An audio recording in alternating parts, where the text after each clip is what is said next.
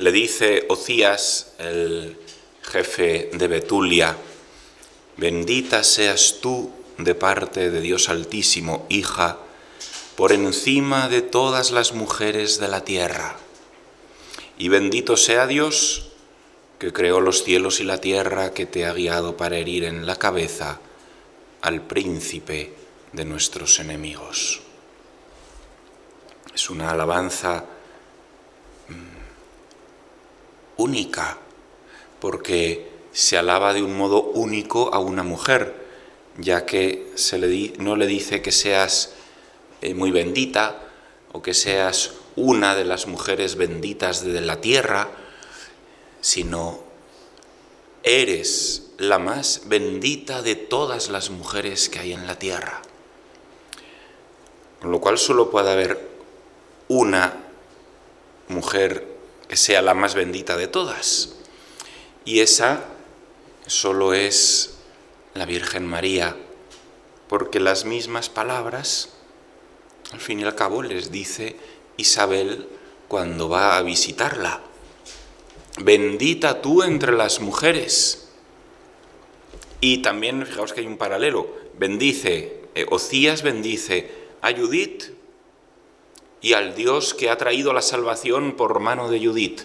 Isabel bendice a María con las mismas palabras: bendita tú entre las mujeres, y también bendito el fruto de tu seno, que es Dios, la salvación que viene a través de ti, María. Hay un paralelismo perfecto. Pero esto, ¿qué quiere decir? Que Isabel usa las mismas palabras que Ocías y que luego van a repetirle otros personajes a Judith, dirigidas a María. Es decir, Isabel conscientemente está diciéndole a María: tú eres Judith, tú eres la mujer que trae la salvación al mundo sobre nuestro enemigo. Y bendita eres tú entre las mujeres, y bendito es el Dios que está en tu seno. El Dios que creó los cielos y la tierra, dice Ocías, que te ha guiado para acabar con el príncipe de nuestros enemigos. Es admirable la conexión entre los textos bíblicos. Dice Dei Verbum 12 que la clave última de interpretación de la Escritura, el criterio definitivo para saber qué es lo que Dios ha querido transmitir en un texto bíblico, es la unidad y el contenido de toda la Escritura, cómo están unidos unos pasajes con otros. Sigue diciendo Ocías: que Dios te conceda esto para exaltación eterna. O sea, está hablando de exaltación eterna de una criatura, un libro del Antiguo Testamento. Que esto que ha sucedido sirva para tu exaltación eterna. Prefigurando también que la acción futura de una mujer, la acción que va a tener lugar en María, sirva para su exaltación eterna. No por ella, sino por lo que Dios ha hecho a través de ella, por lo que ella ha colaborado con Dios. Nos has librado de nuestra perdición, le dice a Judith, y le decimos nosotros a María: tú nos has librado de nuestra perdición.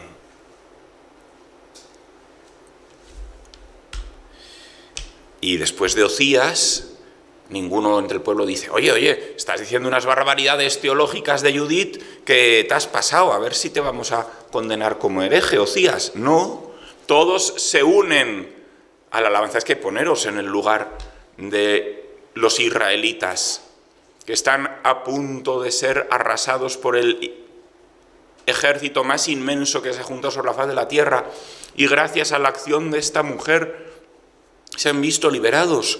Pues todos a una se unen a la bendición de Ocías y le dicen: tú eres la exaltación de Jerusalén, tú eres la gran gloria de Israel, tú eres el gran honor de nuestra gente.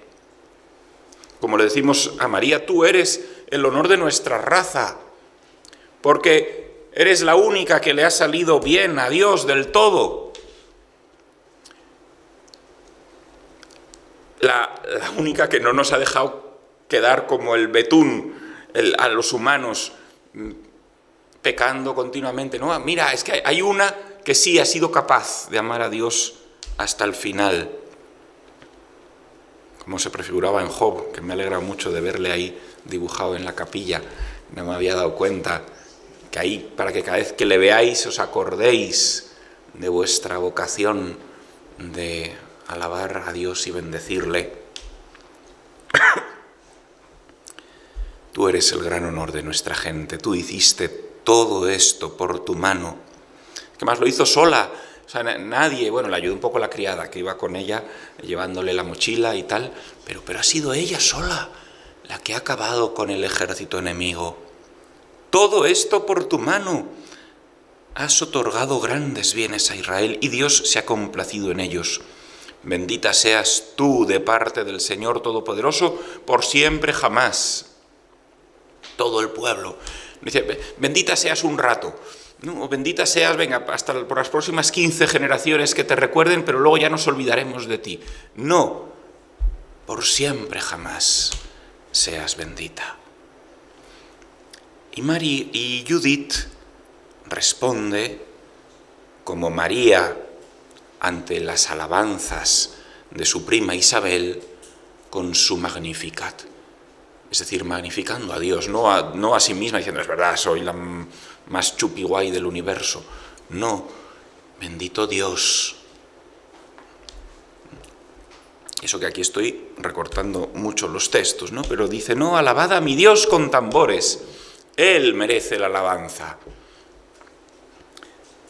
Hablaba, ¿quién? Holofernes, el enemigo, ¿no? Proyectaba el enemigo, prender fuego a mis tierras, de pasar a espada a mis muchachos, de estrellar contra el suelo a mis niños de pecho, de entregar como botín a mis adolescentes, de raptar a mis jóvenes doncellas. Ese era el plan del enemigo. ¿Cuál es el plan del enemigo? Lo que más desea el enemigo es la muerte eterna de todas y cada una de las criaturas de Dios. Nos odia. Quiere nuestra ruina. Y frente a esto, frente a lo que pretendía Holofernes, dice Judith, el Señor Todopoderoso los rechazó a todos por medio de una mujer.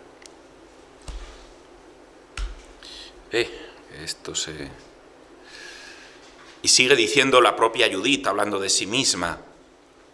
Judith, la hija de Merarí, con la belleza de su rostro, lo dejó paralizado. ¿Cómo vence María? Con la belleza de su vida santa. La belleza de María es su santidad, su pureza, y con ella destroza al enemigo. Lo dejó paralizado, ciñó sus cabellos con diadema y se vistió de lino para engañarlo, para seducirlo, para vencerlo. Y él, ávido de querer corromper a María, no lo logra y ella con su pureza y belleza lo destruye. Era necesario que fuese así, puesto que el enemigo había vencido, seduciendo, engañando, corrompiendo a una virgen pura, a Eva, y tenía que ser vencido en otra virgen que fuese más pura y que se mantuviese en la santidad como María. Sus sandalias, dice Judith, le robaron los ojos. Su belleza cautivó su alma, la de Holofernes, y la cimitarra atravesó su cuello. Cuando se hablaba de las sandalias, esas tan bonitas que os ponéis cada día, recordad al poneros las sandalias que estáis llamadas a pisar la cabeza de Satanás con ellas, con vuestra pureza, con la belleza de vuestras obras. Cuando os pongáis vuestro hábito, os revestís de la belleza de la Virgen María para acabar con esa belleza, con el enemigo, para colaborar con María en traer salvación al mundo. Hay tanta belleza en el hábito de una religiosa. Estáis muchísimo más guapas que cualquier otra mujer de este planeta. Y esa belleza destruye al enemigo. Lo destruye. Porque os revestís con la belleza de la Virgen María. Y las sandalias le robaron los ojos a Holofernes. Si leéis despacio el libro veréis cómo en cuanto las vio todos quedaban paralizados al ver las sandalias de Judith. Y la cimitarra atravesó su cuello. Esto de la bendición, lo de bendecir a María en el... fijaros que en cada Ave María repetimos las palabras de Isabel. Repetimos las palabras del ángel Gabriel. Bendita tú... Dios te salve María, llena eres de gracia, el Señor está contigo. El saludo del ángel, que es el momento de la encarnación, el momento en el que Dios se hace hombre. Y luego añadimos las de María. Bendita tú entre las mujeres, las de Isabel, perdón. Bendita tú entre las mujeres y bendito el fruto de tu vientre, Jesús. Repetimos estas palabras porque son salvíficas y no son un anexo, no es algo que aparece así de casualidad o atolondradamente en el libro de Judith. Pertenece al quicio del plan salvífico de Dios. En la creación Dios eligió a Adán y Eva, a toda la humanidad, para que fuesen santos, pero no lo fueron. Y al contrario, entró el pecado y la cosa fue de mal en peor.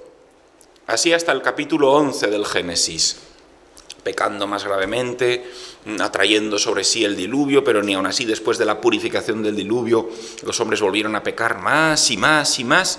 Y entonces acaba lo que es esos 11 primeros capítulos del Génesis, que es la teología en imágenes de la creación del ser humano y de la expansión del ser humano, y el primer personaje, digamos, radicalmente histórico en la historia de la salvación es Abraham, y las primeras palabras que Dios dirige a Abraham muestran el plan salvífico de Dios, históricamente hablando.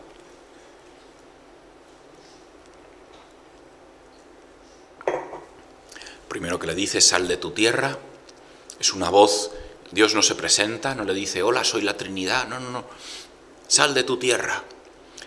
Es una voz que le pide fiarse, haz un acto de confianza en mí, aunque no me conozcas, y abandona lo que te queda de tu familia. Tú que has perdido a tu hermano, tú que eres estéril porque tienes 75 años, tu mujer 65, tú que eres estéril y que por lo tanto es como si estuvieses ya muerto en vida, porque en este momento el único modo que concebían los hombres mesopotámicos de permanecer en el tiempo era a través de los hijos, y quien no tenía hijos moría para siempre. Dice, tú sal de tu tierra, fíate de mí y ve a la tierra que te mostraré. Es decir, ve a un sitio que no sabes cuál es, que te tienes que fiar de que yo siga hablando y diciéndote cuál va a ser. Fíate de mí, sal y te multiplicaré la descendencia. Y cumpliré en ti el deseo más grande de tu corazón, tener hijos, descendencia, vida.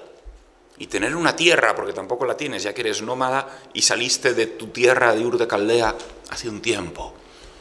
Y Dios le promete lo que más anhela el corazón de Abraham. Y Abraham se fía y sale. Pero hasta aquí todo entendible y bien. Pero entonces añade, oye, te he elegido no para ti solo, ni por ti solo, sino para bendecir a todos. El plan de Dios es elegir a uno para bendecir a todos. Y le dice, en ti serán benditas todas las naciones de la tierra. Bendeciré a los que te bendigan y maldeciré a los que te maldigan. O sea que el objetivo final es bendecir a todas las naciones de la tierra en Abraham. ¿En qué consiste el corazón de esta pedagogía?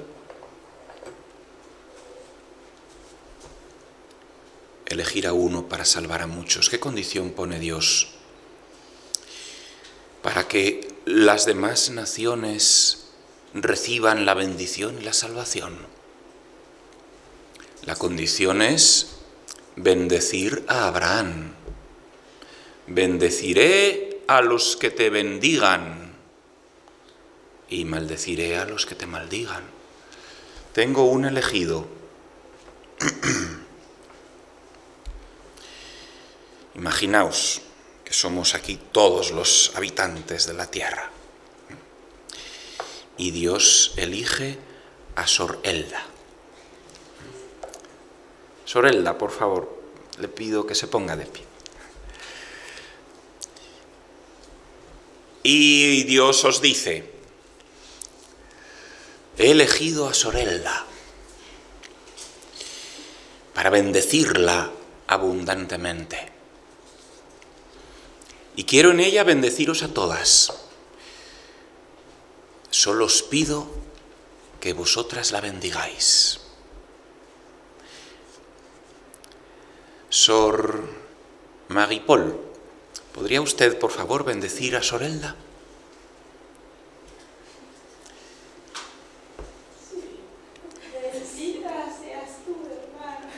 Muy bien, muy bien. Y Sor Flor, ¿podría usted bendecir a Sor Elda, por favor?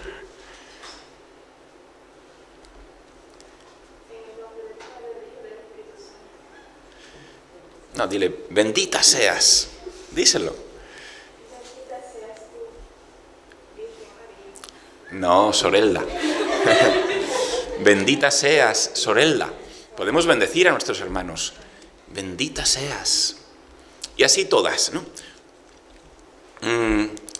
A veces, en principio, no debería ser difícil bendecir a una hermana, ¿no? Hay veces que cuesta un poco, pero no es difícil lo que Dios pide para bendecirnos a todos. ¿Cuál es la dificultad con la que se puede encontrar este plan salvífico de Dios? Que una piense, ¿y por qué narices tengo yo que bendecir a Sor Elda? ¿Y por qué Dios ha tenido que elegir a Sor Elda y no a otra? A otra más lista, más piadosa, más inteligente, más qué sé yo. Y uno puede resistirse o sentir envidia de que Dios ha elegido a una y no a otra, o no a mí. ¿Por qué no me ha elegido a mí? Ha tenido que elegir a Sor Elda. O mejor, ¿por qué no elegirnos a todas? El riesgo, o sea, no es difícil lo que pide Dios, pero tiene su riesgo porque implica la humildad de someterse al que Dios ha elegido. Que Sor Elda no ha hecho nada para que la elijan. Es gratuidad de Dios. Como Abraham.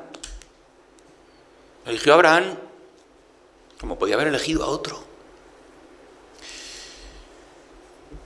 Pero esto no va a parar de repetirse en la historia de la salvación.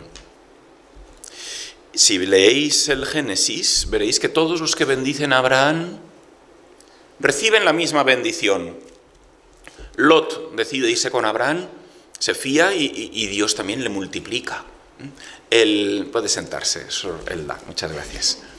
El faraón, cuando toma a la mujer de Abraham sin saber que era su mujer, le vienen todas las maldiciones. Cuando cae en la cuenta de lo que ha hecho y le devuelve a la mujer y le llena de regalos, Dios le vuelve a llenar de regalos al faraón. Así, continuamente se va cumpliendo.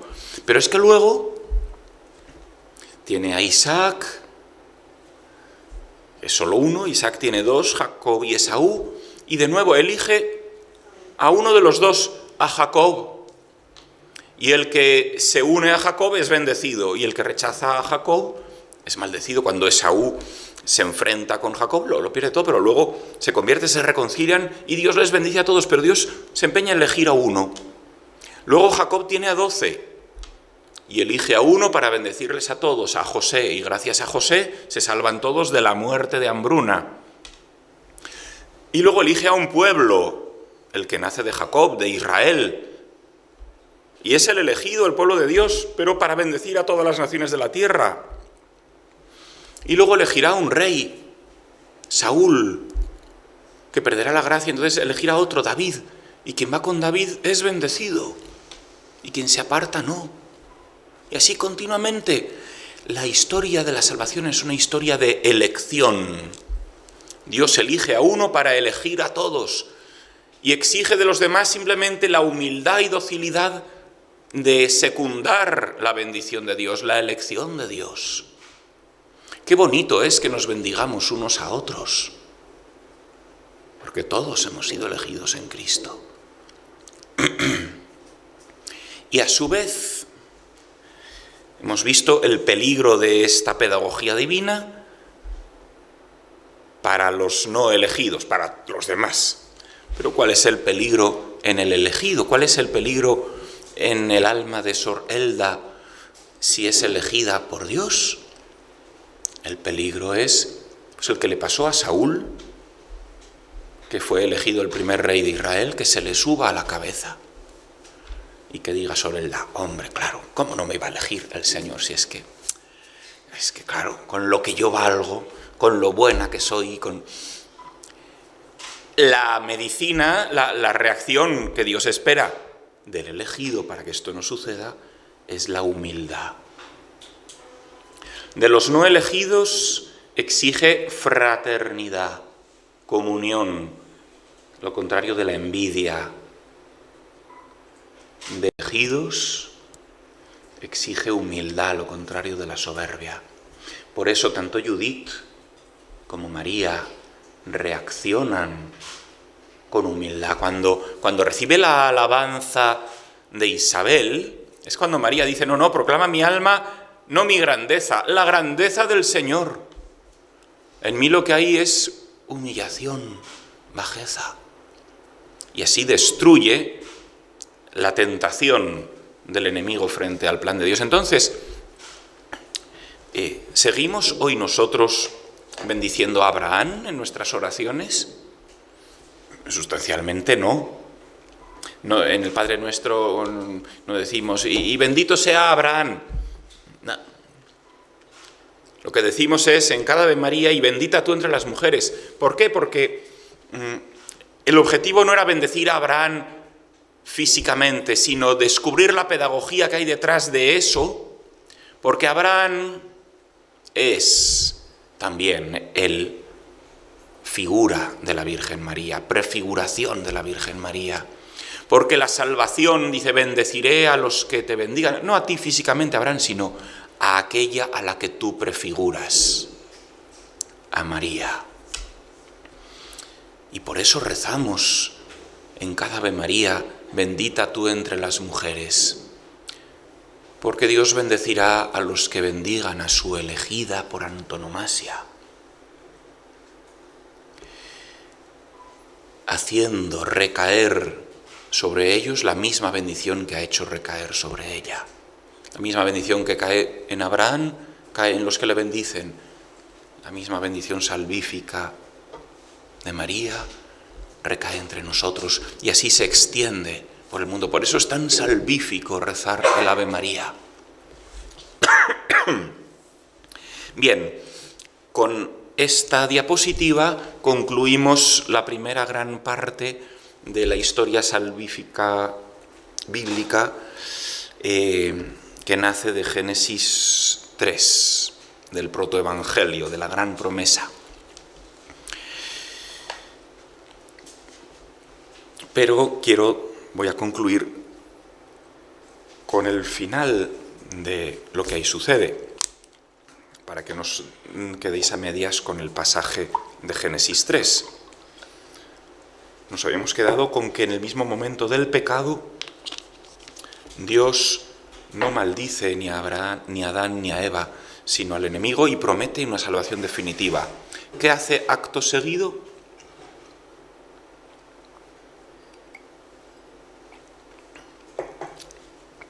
Hablarle a Adán y Eva. Por cierto, cada vez que interpretemos cualquier texto bíblico acusando a Dios o pensando qué malo es Dios, ¿cómo hace esto?, estamos siendo engañados por la serpiente. El Génesis nos da un criterio decisivo de interpretación de la Escritura. Nos ha dicho todo en Dios es bueno. A veces estas frases es cuando Dios le dice a Adán: trabajarás la tierra con el sudor de tu frente. O le dice a Eva: parirás con dolor los hijos. El que está envenenado con la mentira de la serpiente dice: qué malo es Dios, que les manda sudores y que les manda dolores en los partos. Cuando es al contrario, es lo normal, según lo que Dios mismo había dicho, es que en el mismo momento en el que hubiesen pecado, ¿qué tenía que haber sucedido? Morir. En el día en que comas del árbol, morirás. ¿Murieron ese día Adán y Eva? A la lista de bendiciones que Dios les había dado antes del pecado, empezar a añadir más. No permite que mueran el día en el que pecan. ¿Qué es lo que deseaba la serpiente? Ya pensaba que en cuanto pecasen, ¡zas!, la palmasen, muriesen para siempre. Y va y resulta que no se mueren. Segundo, lo otro lógico que debería haber sucedido es que hubiesen perdido para siempre las dos bendiciones del origen, la de la fecundidad de la tierra y la de la procreación. Lo asombroso de las palabras que Dios dice no es que se sude ni que se tengan dolores de parto. Lo asombroso es que le dice a Adán: a pesar del pecado, la tierra seguirá produciendo para ti frutos, seguiré bendiciéndote con frutos de la tierra. Pero el pecado ha introducido una consecuencia intrínseca, que es la ruptura de armonía con la tierra. Ahora, Dios no permite que esa ruptura haga que la tierra deje de ser fuente de bendición y de alimento y de medicina para el hombre. Y a la mujer, que lo lógico es que hubiese dicho: como habéis introducido el pecado y la muerte en el mundo, os quedáis sin la bendición de la procreación. Pero no, le dice: a pesar de todo seguirás siendo madre, seguirás procreando, no os retiro ninguna de las dos bendiciones originales, aunque haya sido introducido el dolor por la falta de armonía que implica el pecado. Otro beneficio que les hace. ¿Cómo estaban vestidos? Con ceñidores de higuera, picajosos y además bastante impúdicos porque poco tapaban las ramitas de higuera. ¿Qué le hace Dios? Les prepara unos vestidos de pieles, de piel suavecita, preciosa. Dios se convierte en el modista de Adán y Eva. Después del pecado, otro beneficio. Les dice: no podías estar así como unos monitos con taparrabos. Os voy a dar unos vestidos dignos.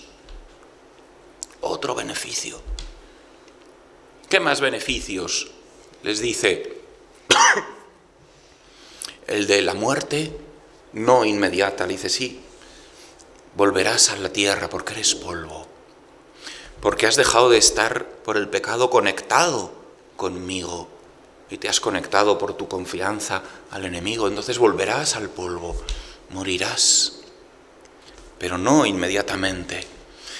Le permite vivir para redimirse. Todo lo que aparece como negativo son las consecuencias intrínsecas del pecado. ¿Qué otra consecuencia intrínseca hay? Que el árbol de la vida deja de ser accesible. Y uno dice, gracias a Dios. El texto bíblico señala, dice Dios, resulta que el hombre ha venido a ser como uno de nosotros en cuanto al conocimiento del bien y del mal. ¿A qué se refiere esa frase? La palabra conocimiento en hebreo, el verbo yadá, conocer, no es un conocer intelectual, sino experiencial. ¿Por qué el árbol del conocimiento del bien y del mal se llamaba así? Porque era un árbol que permitía experimentar, conocer por experiencia lo que es el bien y el mal. Adán y Eva ya sabían lo que era el bien y el mal porque Dios ya se lo había dicho. El mal era pecar, el bien era no pecar y hacer todo lo demás, comer del árbol de la vida, cuidar el jardín. A propósito de cuidar el jardín, los verbos que hablan de cuidar el jardín, samar y abad, guardar y servir, son los mismos verbos que se usan en el Pentateuco para la función sacerdotal en el templo. Guardar y servir el culto a Dios, de tal manera que Adán y Eva habían sido puestos en el jardín del Edén como sacerdotes de la creación para convertir el universo en un templo que diese gloria a Dios. Sabían, por lo tanto, qué es lo que tenían que hacer y qué es lo que no. Pero el árbol de la libertad permitiría que experimentasen lo que era el bien y el mal. Cuando Dios dice, resulta que ahora lo han conocido como nosotros, porque Dios también, Él conocía solo teóricamente el mal, pero nunca había tenido experiencia del mal. Ahora que ha entrado el pecado en el mundo, Adán y Eva han conocido el mal por el hecho de cometerlo y de experimentar sus consecuencias. Dios ha conocido el mal por el hecho de experimentarlo al cometerlo otros contra él. Si Dios no lo quiera, en un arrebato de ira, una hermana asesina a otra, la asesinada experimenta el mal por el hecho de recibir el mal de la otra hermana que le asesina, y la que asesina experimenta el mal por el hecho de cometerlo. En este caso, el pecado original, Dios conoce el mal porque lo cometen contra él, poniendo en duda su bondad, considerándole malo. Entonces, ese es el sentido de esta frase. Resulta que el hombre, igual que nosotros, ha conocido el mal. Vamos a hacer que se aleje del árbol de la vida, no vaya a ser que extienda su mano, coma de él y viva para siempre. Entonces podemos preguntarnos, pero qué malo Dios que no les deja a Adán y Eva comer del árbol de la vida. Pensar eso sería insensato, porque claro que les ha creado para que coman del árbol de la vida. Para eso lo plantó en medio del jardín. ¿Por qué entonces Dios no quiere que coman de él? Porque es otro acto benéfico que Dios hace para ellos. No se puede comer del árbol de la vida en pecado, porque sería un modo de perpetuar el pecado en uno. Haber comido del árbol de la vida en estado de esclavitud del enemigo, en estado de pecado, en estado de condenación, habría sido sinónimo de perpetuar ese estado en el ser humano. Por eso Dios hace inaccesible el árbol de la vida hasta que llegue el momento de la redención. Y por eso pone unos querubines guardando el acceso al árbol de la vida, para que los hombres no se hagan un mal eterno comiendo de ese árbol en estado de pecado, y a su vez para proteger ese árbol y que nadie se lo destruya. Porque si hubiese quedado perdida para siempre la posibilidad de comer del árbol de la vida y participar de la vida divina, Dios directamente hubiese dicho, vamos a quemar ese árbol y a talarlo. El hombre ha perdido por su culpa ya la posibilidad de alcanzar la vida. Pero no es eso lo que sucede. Lo que sucede es que el árbol queda custodiado, guardado, protegido para el hombre, hasta que llegue el día en que redimido coma de él. Redimido por la acción del nuevo Adán y la nueva Eva. Por lo tanto, Dios no deja de llenar de beneficios a Adán y Eva antes y después del pecado. Bien, saltamos al segundo punto, el misterio pascual. La mujer y la hora de la redención. No vemos ahora los pasajes de la infancia, de hecho probablemente no nos dé tiempo a verlos, pero seguimos,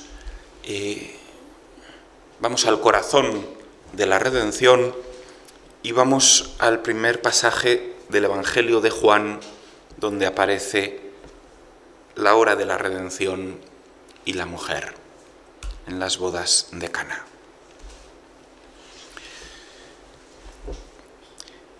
Está iniciándose el ministerio de la vida pública de Jesús.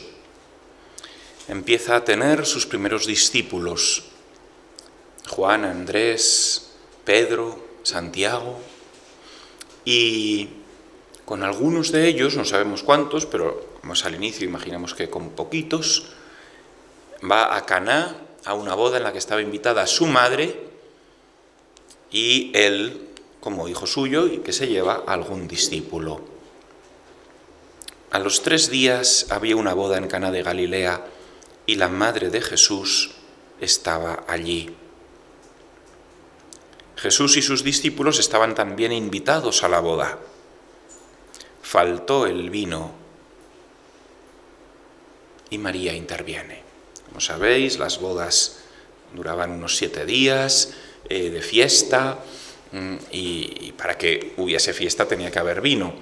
Y en un momento en el que todavía la gente no se ha dado cuenta, pero María sí, lo cual nos indica su corazón maternal, que está continuamente pendiente de las necesidades de sus hijos, ella se da cuenta de que se van a quedar sin vino, de que va a ser un bochorno, una desgracia para esta familia, y acude a su hijo cuando todavía no ha realizado nunca un milagro, y por lo tanto implica un acto de fe importante en María, porque si le hubiese visto hacer ya un montón de milagros, digo, bueno, uno más seguro que me lo hace, ¿no? Pero no, todavía no ha hecho ninguno. Pero acude a Jesús. Ante una dificultad acude a Jesús, su corazón está unido al de su hijo y va a él y le dice, no tienen vino. Le comparte su preocupación. La respuesta de Jesús es tan difícil de traducir y es tan mal traducida tantas veces en tantas Biblias. La respuesta es escuetísima. Exactamente en griego lo que dice es ti emoi kaisoi ginai. Lo más importante de esta respuesta es ginai, mujer, que en el original está al final. Normalmente en nuestras vidas lo suelen poner al principio, mujer. A veces le choca a la gente, ¿pero por qué la llama mujer? Parece como si fuese algo despectivo. ¿Por qué no le llama mamá o María? ¿Verdad? Pues porque es San Juan. Y San Juan no da puntada sin hilo. Y San Juan, que en el inicio de su Evangelio nos ha dicho, oye, que lo que voy a contar aquí es lo mismo que cuenta el Génesis, en el principio. Y en el Génesis aparece la guiné, la mujer, y en mi Evangelio también aparece la mujer. Y Jesús la llama mujer para que caigamos en la cuenta de que es la misma de la que se habla en Génesis 3. La mujer y su descendencia. ¿Y qué aparece? María con su hijo, la mujer con su descendencia. La llama con toda intención, con el título ontológico más importante de la historia de la salvación. Mujer, es decir, es como si la llamase Eva. Nueva Eva. Ti emoi kai soi. Se puede traducir de varios modos. Uno que a mí me gusta especialmente es lo que a mí también a ti. Eso es lo más literal que hay. Ti, lo que, qué, el qué. Emoi, a mí, dativo de primera persona, lo que a mí kai, que es verdad que significa y, pero significa también. Lo que a mí, también a ti, mujer, puede entenderse, o sea, hay muchos posibles modos reales de traducirlo, pero este primero me parece muy importante. Es como si Jesús expresase la sorpresa de decir, caramba, María, lo que a mí me preocupa, resulta que también a ti te preocupa, mujer, que es la salvación de los hombres. Algo que Jesús ya sabe. Luego, por otro lado, en griego siempre se pone, algo que no hacemos en español ni en otros idiomas más educados, se pone siempre primero al otro y luego a uno mismo, ¿no? Y cuando, no sé si conocéis el dicho ese de el burro delante para que no se espante, ¿no? Cuando te dices, normalmente te pones a ti mismo en las frases el último, ¿no? Vosotros y yo, tú y yo, no dices yo y tú, sino tú y yo. Bueno, pues en griego no, en griego es yo y tú, aunque nos suene muy mal. Pero por eso podemos traducir también de otro modo, lo que a ti te importa, a mí también, mujer. O sea, puede expresar sorpresa de, oh, caramba, qué bien, que lo que a mí ya me importaba, porque yo también me había dado cuenta, a ti también, o, de este modo, lo que para ti es importante, María, para mí también. Si para ti es importante que se han quedado sin vino, para mí también, y vamos a hacer algo para remediarlo. Suelen traducir a ti y a mí qué, lo cual suena fatal, la verdad.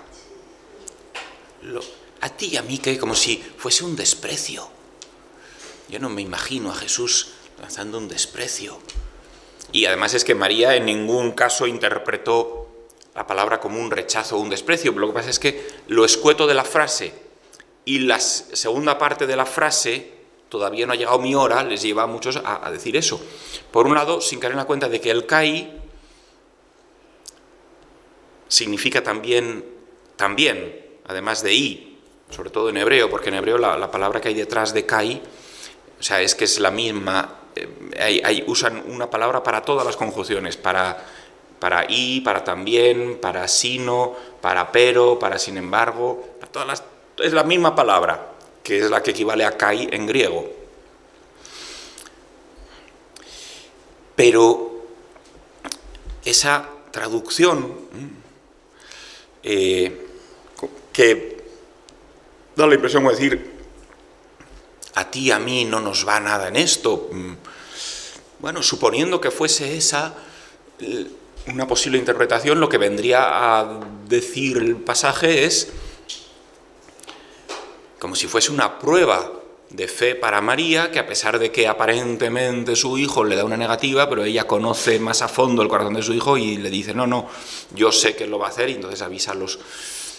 Que bueno, podría ser, el texto da pie también a esa interpretación, aunque yo creo que es un poquito más extraña al texto. Pero lo que sí está claro es que el emoi kaisoi, el tú y yo, está ahí presente. Tú y yo. Lo que viene a responder es que tú y yo estamos unidos. Nuestros corazones están unidos. Y al llamarla mujer de Génesis 3, y al decir todavía no ha llegado mi hora, es verdad que no ha llegado la hora de la redención, pero es que María va a adelantar la hora de la redención y va a ser la mujer de la redención. Y hay otra interpretación muy interesante que vendría a decir que Jesús le está preguntando: mujer, lo que, dicho descomplicadamente, ¿estás preparada para convertirte en la mujer de la redención? ¿Estás preparada? Empecemos la salvación, lo que a mí me afecta para llegar a ser el Redentor, también tú, mujer. ¿Te subes del todo al barco de la redención para morir conmigo? María, como siempre, dice sí. Ese sí lo expresa en su acción, llamando a los camareros para que llenen las tinajas, como diciéndole: todavía no ha llegado la hora, pero estamos empezando. Empieza mi ministerio público. ¿Estás dispuesta a ser la nueva Eva?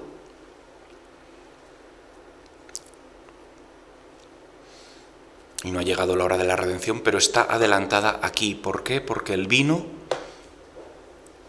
está muy relacionado con el vino de la Eucaristía. Es un adelanto de la Eucaristía, es un adelanto de las bodas del Cordero, expresión de la salvación. Jesús, de hecho, en sus parábolas, cuando habla del reino de Dios, va a utilizar muchas veces, la imagen del banquete de bodas, como un momento de expresión culmen de alegría, de felicidad, de anhelo del corazón del hombre. Y por eso habla de la salvación en un contexto nupcial. Y el Apocalipsis presentará la salvación definitiva como el banquete de bodas del Cordero. ¿De las bodas de quién? De la Iglesia con el esposo, de la humanidad con el esposo. Y en esas bodas, la Iglesia, María es figura de la Iglesia, por eso es también la esposa del Cordero.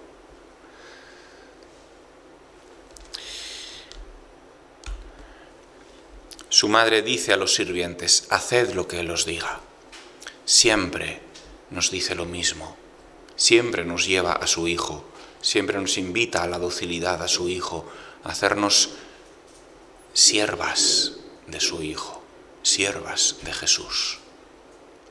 Es María la que os enseña a ser siervas, haciendo todo lo que Él os diga. Y ya sabéis lo que sucede después. Se da el primer milagro de Jesús. Si en este milagro transforma el agua en vino, en el milagro de la Eucaristía transformará el vino en la salvación de los hombres. Y también ahí tendrá María un papel decisivo. Y la sorpresa de todos, ¿no? El mayordomo, que no sabía, fijaros, la sutileza de María, que se da cuenta antes que el propio mayordomo, que es el que debía estar al loro de todo, de que no va a haber vino suficiente. Y cuando el mayordomo lo prueba, se queda atónito. Todo el mundo pone primero el vino bueno y luego ya el peor. Tú, en cambio, has guardado el vino bueno hasta ahora. Y entonces ya se descubre el pastel. Ah, que no era tuyo. Ah, ¿cómo? Que ha sido un milagro. Y todos alucinan. Y creció la fe de sus discípulos en Jesús. Y este fue el primero de los signos de Jesús, que Jesús realizó en Caná de Galilea, y así manifestó su gloria, y sus discípulos creyeron en él.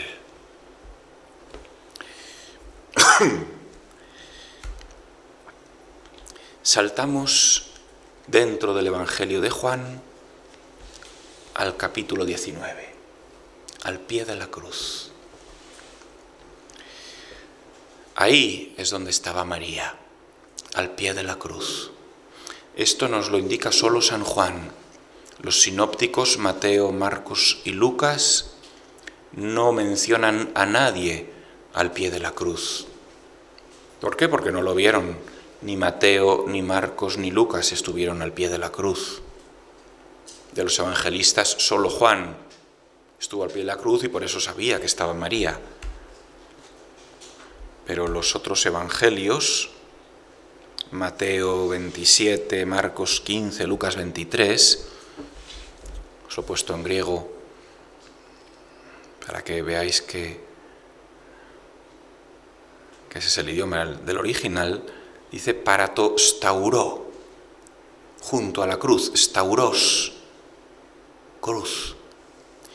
Eistekeisan, estaba en pie firme, no simplemente era estar, estaba firme en pie con entereza como la madre de los hermanos macabeos mientras les van torturando uno a uno.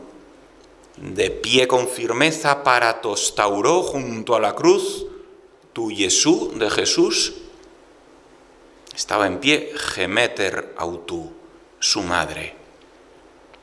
Y la hermana de su madre, María la de Cleofás y María la Magdalena. Estos están al pie de la cruz, pero luego Mateo, Marcos y Lucas, que no mencionan a nadie al pie de la cruz, dicen, esan de kei ginai que espolai. Había también allí muchas mujeres. Apomacrocen ceorusai, viendo apomacrocen desde lo lejos. ¿Por qué? Porque estaban todos muertos de miedo. Entre las cuales estaba María Magdalena, María la de Santiago y la de José, la madre de José y la madre de los hijos del Zebedeo, es decir, Salomé. Todas las discípulas estaban a lo lejos. Ahora vemos que la Magdalena está en los dos grupos, en las de lejos y en las de cerca. De cerca, por tanto, al primero estaría solo al pie de la cruz María con Juan, y la Magdalena, que según los sinópticos estaba a lo lejos, seguramente en algún momento vio que estaban Juan y María al pie de la cruz y acabó acercándose y estuvo también ella no solo lejos sino cerca. El caso es que aquí está María al pie de la cruz.